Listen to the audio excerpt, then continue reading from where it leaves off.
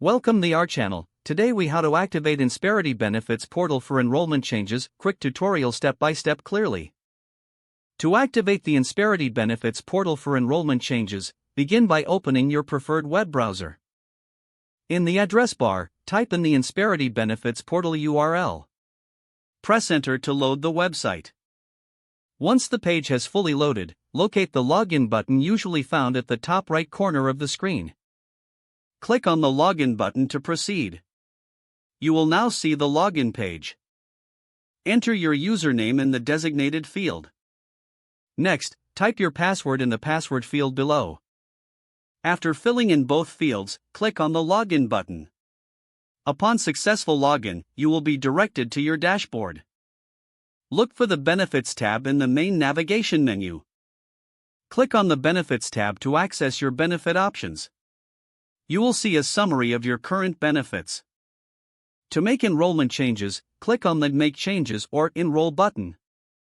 Follow the prompts to review your available benefits. Select the benefits you wish to enroll in or make changes to. Proceed by clicking the Continue button. Review your selections in the summary screen. If everything is correct, click on the Submit button to finalize your changes. A confirmation message will appear indicating that your changes have been successfully submitted.